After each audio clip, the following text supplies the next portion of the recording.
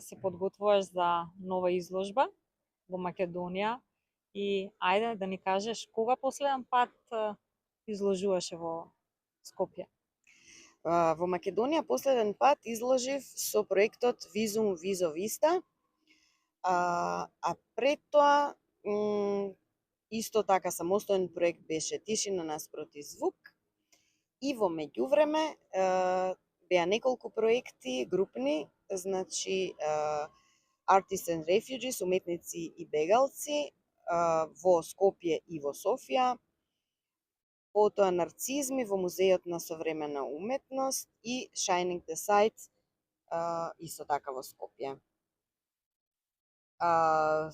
Тоа значи дека едно 25 години како самостојно не сум изложувала во Македонија, бидејќи потоа изложував на групни изложби претежно со Друштвото за ликовни уметници, на ликовни уметници на Македонија ДЛУ. Значи ќе те видиме после цели 26 години на самостојна изложба во Скопје.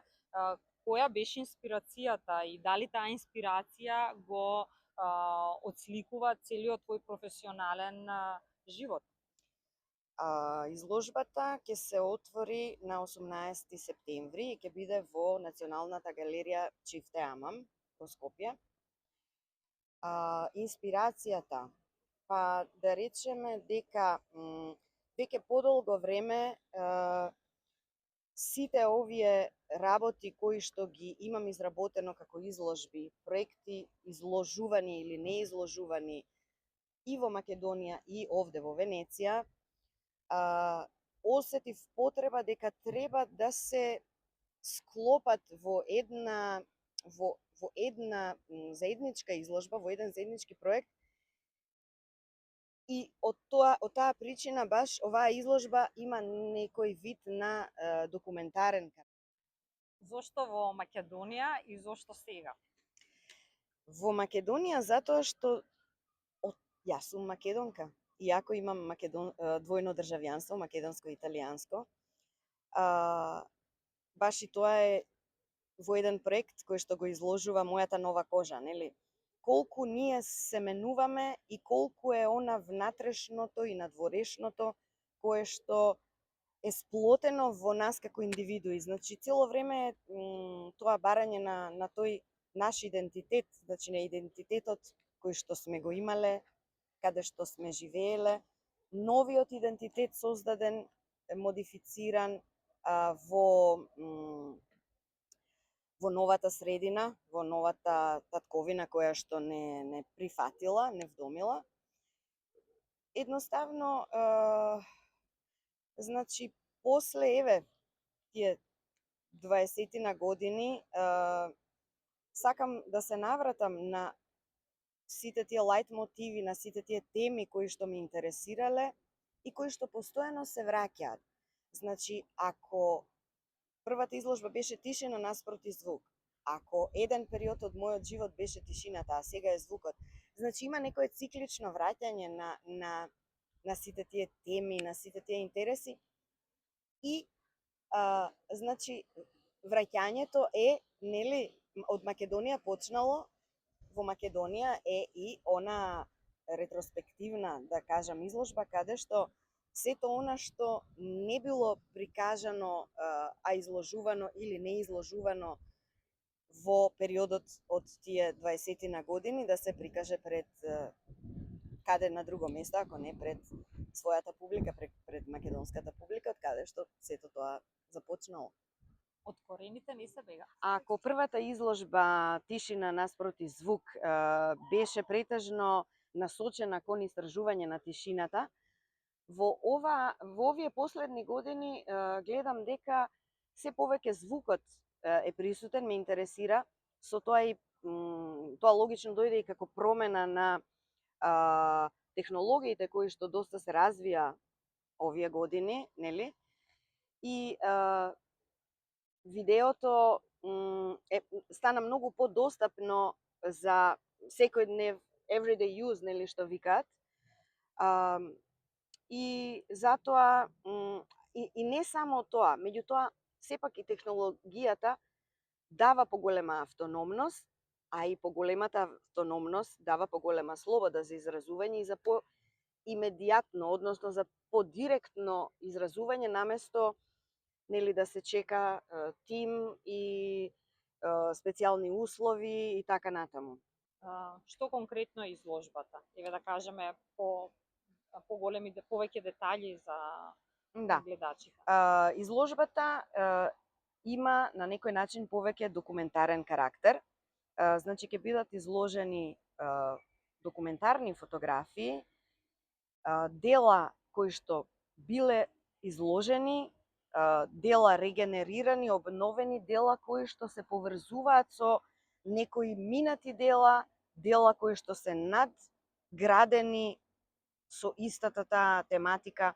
Значи, нема некоја хронологија, односно хронологија секако има, меѓутоа, како што кажав, нели, циклично дека е темите дека циклично се испловуваат, извируваат, па и самите можеби правам, значи самата правам некоја свое навраќање на она што било моја инспирација и гледам дека е поврзано со она и што сега го работам, иако видоизменето, иако изменето во однос на технологиите, изменето во однос на нашата животна мудрост и старост, ако сакаме да кажеме, сето она кое што ни се случувало низ животот и не направило да бидеме тоа што сме во овој даден момент. Значи, а тоа се периодите на мајчинство, тоа се периодите на активно делување како граѓанин во местото, во новото место каде што живам, тоа се пронаоѓање на некои нови интереси, ама сето тоа значи било негде внатре во нас. Значи, корените, нели? Она што не можеме ние да измислиме нешто што не било, не сме го носеле веќе. Значи, на некој начин ќе излезе, ќе го најде својот пат она кое што веќе тлеело во нас, за да најде некоја нова форма. Значи, тоа е сигурно тука имаме и текако трансформација, самиот наслов на проектот На изложбата. кажува, на изложбата, Да. Трансформацијата лична на Љупка, Да. културолошка, од напуштањето на Македонија, овие 25 години живот во Италија, влијанието Во на Венеција. италијанската култура, венецијанската, може Венецијанската, специфично да. кажеме, Да. се рефлектираат и се рефлектираат, се одразуваат токму во оваа Да. изложба.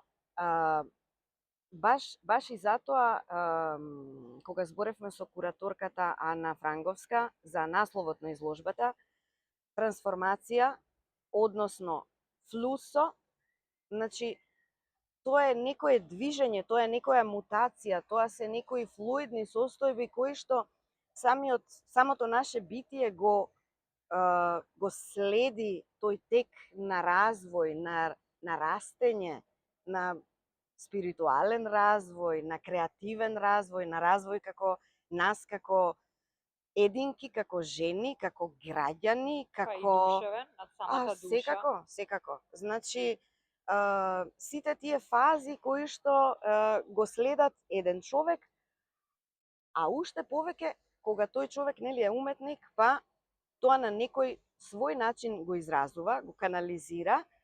Сум го канализирала претежно нели со изразување преку акварел, туш, фотографија, видео и така натаму. Значи, повеќе мултимедијални, да речеме, избор на медиуми.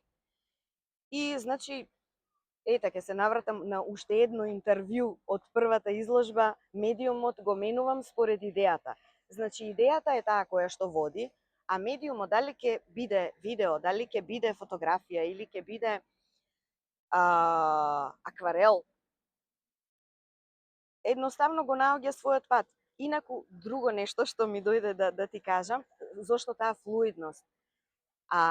Ако Венеција е град на вода, нели?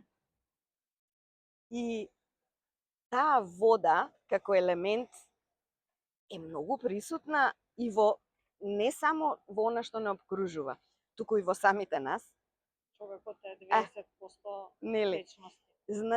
Значи како да таа вода од надвор, па од внатре, па самиот избор на watercolor, нели, се вика водени бои, односно тушот исто така се разредува со боја. Значи таа вода, ама и не само како конкретен, да речеме, материјал на користење, туку и како сам елемент, како сама инспирација е еден водич на сите тие, нели, лелеања на духот, на промени, на трансформација, промени. токму тоа